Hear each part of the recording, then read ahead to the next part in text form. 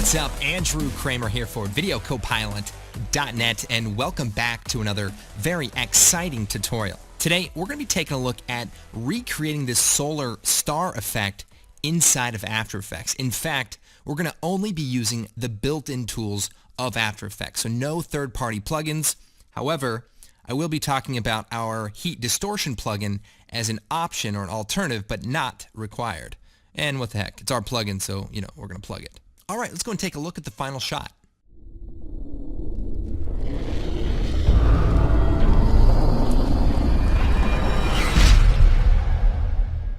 All right, so pretty cool. You can see a lot of nice detail, and let's be honest, if you're anything like me, this is probably the most sun you've got in a long time, and, that's okay. We're learning stuff. Those guys might be at the beach having a good time, getting some sun, hanging out, but we're learning stuff. We get the knowledge. What do they get? Skin cancer.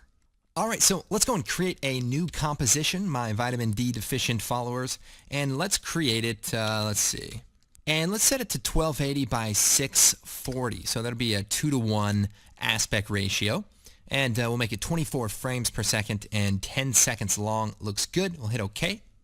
All right, so here are the elements we need to create. The first thing is the star surface, and this is what we're going to be creating, and it's got a lot of detail, and we're also going to be creating this torch element, which is sort of like an animated 2D effect. But I'll be showing you how it all comes together right now. Let's go and create a new solid, and we'll just call this background, and we want it to be black. So that looks good. And then we're going to create another solid, so we'll do layer, new, solid. And this time, I want to make it much larger. So we're going to do something like 4096 by 2048. So this is a 4K comp. And we'll call this star map. And you can see it's 2:1, and we'll hit OK. So if I pull out here, you can see this layer is actually quite large. And what I want to do is pre-compose it into a separate comp. So choose Layer, Pre-compose. It might be right off the screen. And we're going to leave all of the attributes in the sun. So we'll just call this star map and hit OK. So now I'm going to go inside of that comp. So we'll double click. And now I want to add a fractal noise. So we'll come over here, type in fractal, and we'll take the fractal noise effect, drop it on there. And this is kind of where we can start experimenting. Now, in the final project, it's made up of 3 separate fractal noise elements. So we have this one. It's kind of twirly. We've got another one, kind of looks like energy, and then we have another one that's just some very small detail.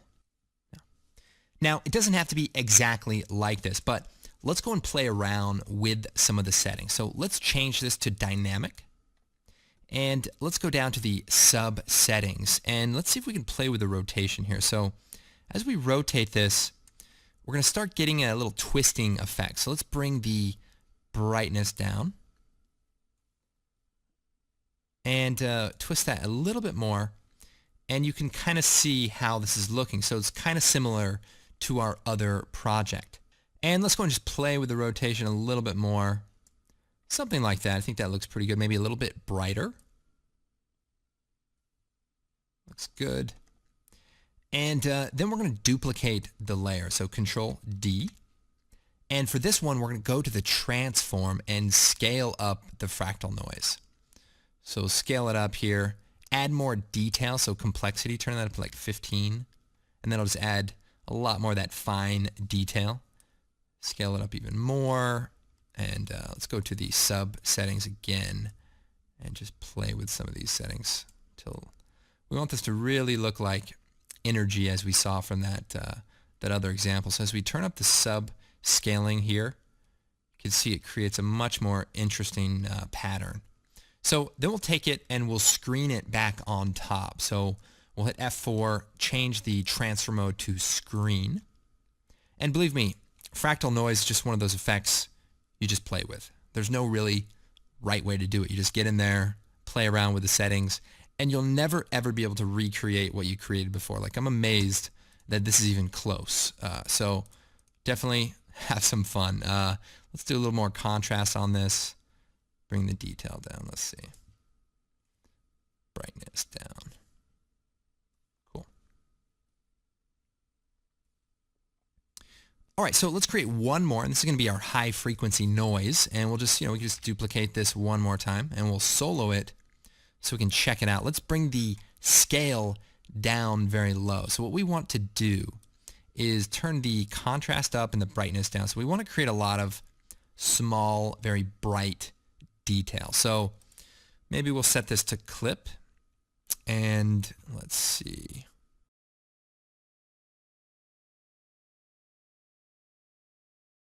Okay, so this is looking pretty good. Maybe just scale it up a bit and turn it off. So this is our final texture that we're going to be using.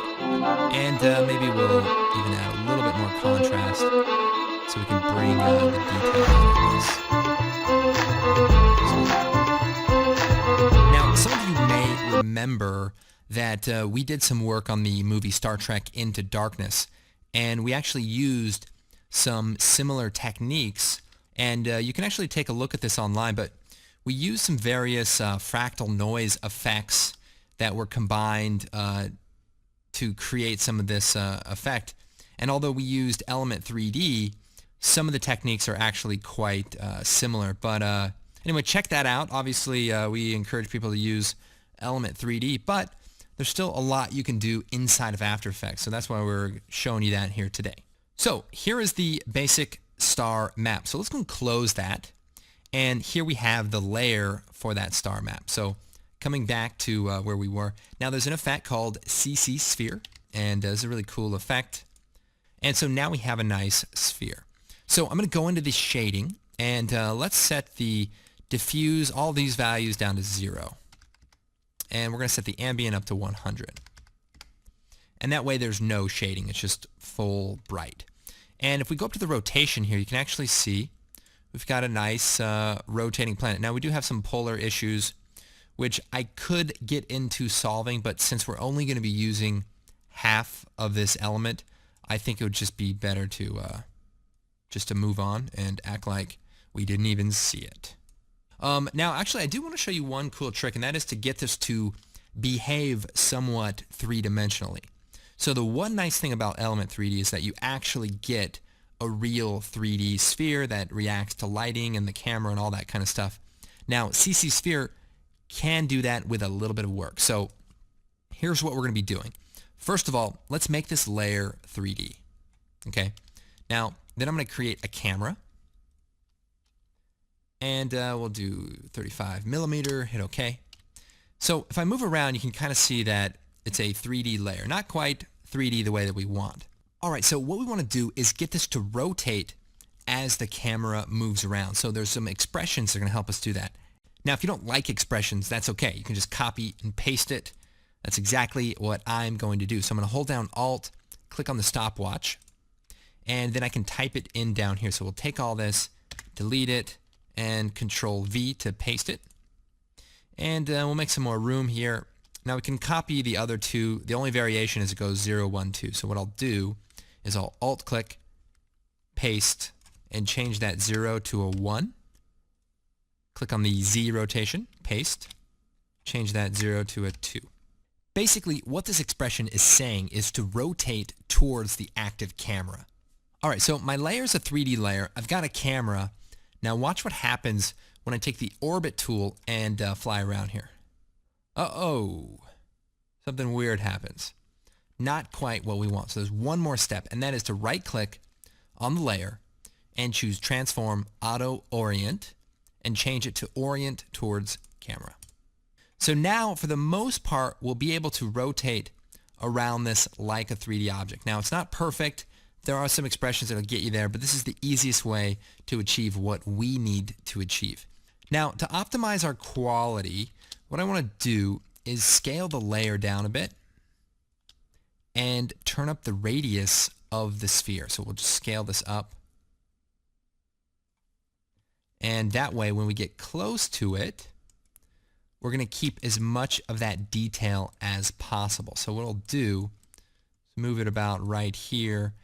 And to get rid of this polar cap, let's just rotate it forward. And there we go. All right, so now we've got our base star. All right, so now we want to create the glow around our star.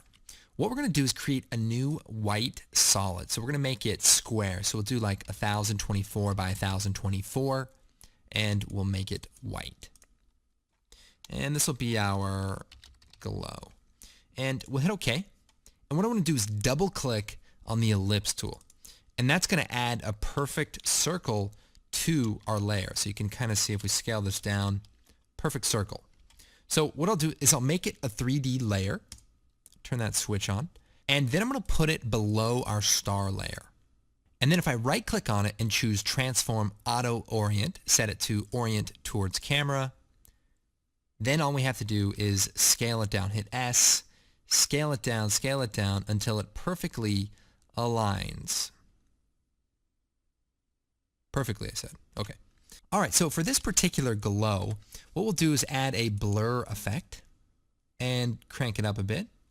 Then we can duplicate the layer, add another glow, crank that up a bit, and maybe just lower the opacity of these, hit T, might play around with this a little bit later. But the reason we're doing it this way rather than adding a glow effect is that it will stay on our layer and stay the right size no matter where the camera is. The other thing we need to do is create an inner glow. So if we take the glow layer, duplicate it, let's put it above and then delete the fast glow. Then we'll hit M. And what I like to do here is duplicate the mask. So we'll do Edit, Duplicate, set the second copy to Subtract, then go down to the mask settings for the mask feather and crank that up so you can kind of see adding a little bit of glow around the edge. Now let's go to full res just to make sure we get this edge perfect. So let's see. Go to mask 1 and maybe just change the expansion a bit, open it up. That'll work. And then we'll go back to half res. Now, in order to make this a little bit more realistic, we'll hit Control D. And then let's go to that feathering on the mask and just crank it down a little bit. So just kind of a really tight halo around the star there. So this is the basic setup for our glow. And I think that looks pretty good. All right, so now we need to create one more comp that represents our torch elements. All right, let's go and create another solid. So we'll do Layer, New Solid, call this Torch, and we'll set it to 1280 by 640 and hit OK. And we're actually going to pre-compose this layer as well. So Layer, Pre-compose, and we'll call this Torch, leave all the attributes. So then if we double click and come over here to our blank layer, and we're going to add another fractal noise. So we'll take that, drop it on here, and let's play with this. So let's do dynamic progressive and go to these sub settings. Play with the rotation here until it kind of looks more like energy like that. And let's tweak the settings. Let's go full. So the influence is going to be kind of a way to add some various detail. Those two settings are cool. And let's turn up the complexity as well. Then we'll scale up the transform. So transform, scale. Bring the brightness down. And that looks pretty good. So one of the things that we haven't done yet is add animation to our fractal noise. And there's a couple of different ways to do that. One of the ways to do that is to animate the evolution. So that's just this value here. It kind of creates some cool movement. And the quickest way to do that is to alt-click and type in something like time times, 150. And what that will do is use the current time multiplied times 150 and basically just create a constant continuous animation. That's a really good way to do it. I might even crank that up, maybe even like 200. Now, the other thing we want to do is because the fire is burning away from the sun, we want to animate this fractal to move up. So if we go to the transform, there's actually a way to do that using this offset. So check this out. As I animate this, it kind of moves it up. Now, we could actually just keyframe this. So if we click on the stopwatch, move forward to the end, we can just animate this up. And that might be a fine way to do it. There are some expressions you can use as well. I think this looks pretty good. And the other thing I did is add a turbulent displace. And I want to shout out Ryan Connolly for making that a household name. We appreciate that. So turbulent displace, we drop that onto our layer. And again, we're going to animate the evolution so that it moves around. So we'll alt-click, time times 100. And so now we've got a lot of animation. So let's just look at this. We'll set a range, hit 0. You can use the time controls up here just to play it back. Now, if we want to slow this down, two things we can do. One, we can lower the evolution setting, so we could do 175.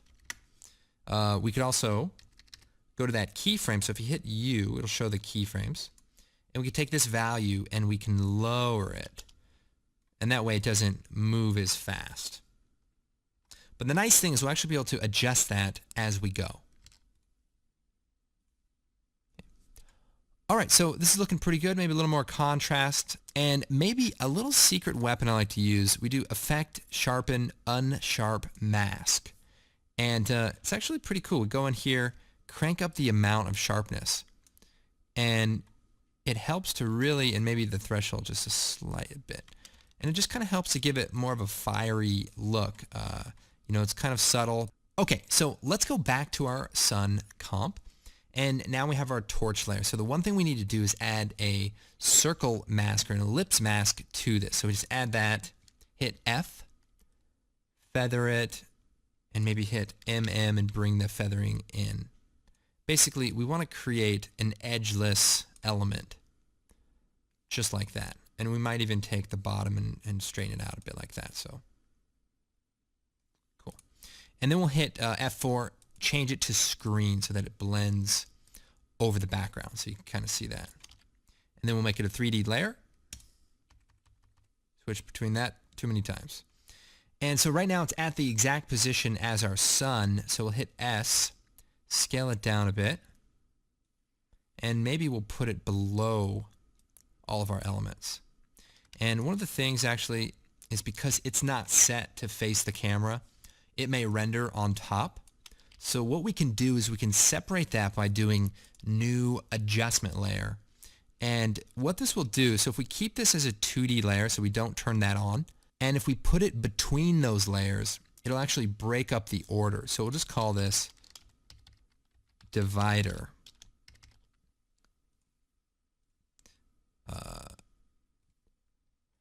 And that way we're just getting the look we want. So now if we move the torch element up, we can start seeing how that's going to look. Okay, so the next thing I want to do is take these glow elements actually and change them from normal to screen. So let's select them and change it to screen. And that way they'll blend with our background a little bit nicer. Now, one thing you might notice is that I'm working in 32 bits per channel, and that's basically the color range. Now, you don't have to work in 32 bits, but there's some specific things I want to show you that we can take advantage of. Now, because we're working in 32 bits, there's one thing we have to do, and that is go to the fractal noise layers and make sure our overflow is set to clip. And that won't change much, but it'll just make it so that our values don't create negative values. So let's go to the star map, and I think we did that already. So let's set it to clip and set it to clip. So now if we come back to our design, let's go and work on the colorization. So we'll create a new adjustment layer, and we're going to add a curves adjustment.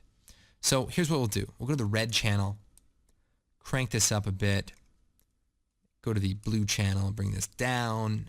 That's looking good. And then go to the green channel and just kind of create a little contrast. So,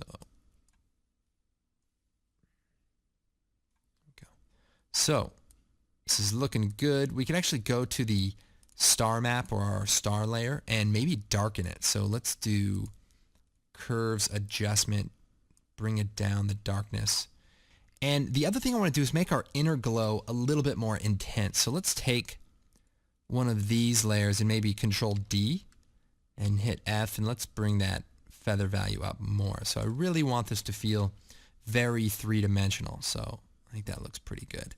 Now, the other thing we need to do is add some animation to the fractal noise on our star as well. So if we jump over to the star map, or we can just double click on the star map, we can add just a little bit of animation. So if we go to each one of these fractal noises and we have the evolution, let's alt click on it. We'll type time times, say, 90. That'll give it a little bit of movement. And then on the next one, we'll do maybe something just slightly different. Time times 140. And then on the final one, again, something slightly different. So alt-click, time, star, I don't know, 175. And the different speed will hopefully give this a little bit more of an organic look. So let's see here. All right, so this is looking pretty good. Now, I think our fire element could use a little bit of work, but we can definitely kind of see where this is going. The other thing I want to do is make our glow a little bit more prominent that's in the background. So what I can do is take this tighter glow and duplicate it. So Control D, and maybe lower the blur amount so that just looks a little bit more gradual. You can kind of see how that looks. Now, you don't have to use 32 bits per channel, and to switch you can just alt-click and cycle through 8, 16, and 32-bit. So probably not going to be much of a difference right now between 32-bit and 16-bit. But if you are using 32 bits per channel, I like to set the glows or any of our transfer modes. Instead of using screen, I like to use add. Now, one thing you'll notice is that it looks a little bit more blown out, and that's just because of the transfer mode. But what we can do is we can do a really cool thing called highlight compression. So if we come over here, we could take this highlight compression utility and put it before our curves adjustment. And what that will do is compress the highlight values so that they don't blow out as much. And that way we can kind of get that nice look without having to work on, recompositing all these elements. All right, so I think that'll be good for now. So let's take our one torch element, let's change it to green so we can see the different copies. Now, I'm going to hit F and bring that feathering down, and we just want to make sure that we don't cut the edge of this off. And the other thing I'm noticing is we don't want it to be too contrasted. So let's bring the contrast to about there. All right, so now here's the fun part. What we need to do is start duplicating copies of this torch element. So Control D, and we'll move a copy over here, rotate it, maybe scale it down, and offset the time. So if we say go to exactly 2 seconds, let's offset the time so that the tendrily fire effect looks a bit different. And we can also scale it differently. So we just want to randomly mix it up. So we'll duplicate another layer, stick one over here. You can even push some of these kind of further in Z space to kind of mix it up a bit. And then we can duplicate it again and scale it down and put it really close to the edge here. And we can even say stretch it out just a bit. And for this, we want to make sure that we offset the time as well. So let's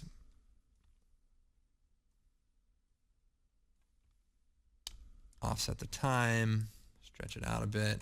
And we can also add a curves adjustment to these smaller copies. And this will just give it an opportunity to create, just a little bit more contrast so that they pop out a little bit more. Let's see. Something like that. It's always about having multiple levels of detail. And even to the point of, duplicating the layers, flipping it over, scaling it down, and just filling in all these sort of gaps. Okay, so this is looking pretty good. Let's do a couple more copies here and scale this one up a bit. Offset the time. Got to make sure to randomize the time here. This large one, duplicate that. Push it back in Z space even. Scale it up some more. Offset the time. And we can even lower the opacity of some of these elements too. So you really just want to mix it up so you can really see that we're just layering these in to get them to look right. And so now if we say move the camera around just a bit, we can start to see what this is going to look like. So let's do a simple animation of the camera. So hit P and Shift and A, bring up the point of interest, set a keyframe, slide those over, and then maybe, 3 seconds in, let's just push the camera in. So just right click. You can use these tools here and maybe just drag it forward. We want that foreground planet to feel like it's parallaxing a bit, like we can actually see there is volume. And let's see how that looks. All right, so this is looking really good. Let's take that sun and let me show you a few kind of finishing effects. Let's put it into a new comp, and we'll rename this sun output. And this is where we're going to do just a couple of final effects. Now, if we want to add a little bit of kind of heat distortion, we could use a basic effect called turbulent displace. And if we're careful, we could bring the size, let's see, really small, and animate just a little bit of amount, and then just kind of animate the evolution here. So let's just take this, move forward 3 seconds, and just kind of animate the evolution. So that's a pretty good way to just add a little bit of that kind of heat wave. Now, there are some other more complicated ways to create heat distortion, and because of that, we actually created an entire heat distortion plugin. So it's only 25 bucks, but it really adds a very nice heat distortion effect. So let me show you that, and it's the first time it's available by itself. So if we come over here and type in heat distortion, drop that on here, what it does is it not only adds displacement and noise, so you can kind of see here how this looks, it also adds these kind of like heat haze effect. And I think it's really nice, especially for times when you want to add a little bit of an organic punch. So you can really kind of see this kind of organic feel to it. There's some different types of noise, so like incendiary, which creates a more fiery type of noise. Now, the basic way it works is that you have the distortion amount, and that's the actual displacement, and then you have the heat amount, which controls the blur or the haze effect. And then there's one other control, the heat bias, that blends between those two values. And these three values alone will really make a big difference. And then you have the noise scale. So noise scale will help you focus, how large you want it to be. And then there's some cool things like wind and even some different noise patterns, depending on the look you're going for. So pretty cool and pretty powerful, some advanced options. All right, so this is our heat distortion plugin. Now, the other thing that you're going to probably want to do is fade this effect in so you can really see that detail. So I think that's part of what makes this effect cool. And the way to do it is to go to the color correction and add a exposure effect. And we want to put the exposure effect before all of the effects. And so what this will allow us to do, so exposure and gamma correction. So hit U, bring these two keyframes over, and bring the exposure down. Bring the gamma down and just keep lowering this until it's fading out. And let's bring that exposure down really low. And maybe spread this out. All right, so now what this is going to do is fade this in nicely so we can really start to see that halo as the entire effect fades in. So I think that's part of what makes this effect fun, is that really subtle fade in. So let's right click on these keyframes and set it to easy ease. Maybe even move them over a bit. And then just make sure that any of your offset layers are long enough for the effect to fade on all the way. All right, so this is looking pretty cool. So if you're doing like a title or maybe like a superhero effect, maybe you've got a superhero who, I don't know, somehow gets his power from the sun and has like super strength and, laser vision, this effect is perfect. Alright, well, anyways, I hope you guys liked the tutorial. If you like the sound design that was on the main video, that was actually created with our new product, Motion Pulse, which is coming out in a couple of weeks, so keep an eye on that. It's basically sound effects for motion design. Here's a little bit of idea what that looks like.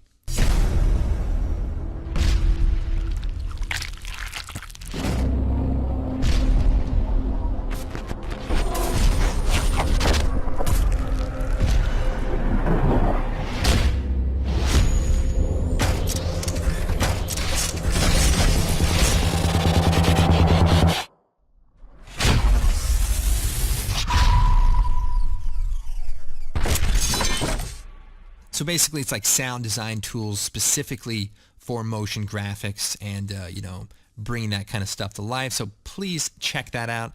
Always helps to support the website and all the tutorials. Anyways, my name is Andrew Kramer. Thank you for watching. Follow us on Twitter. Check out the blog. A lot of cool things happening. And we will see you next time.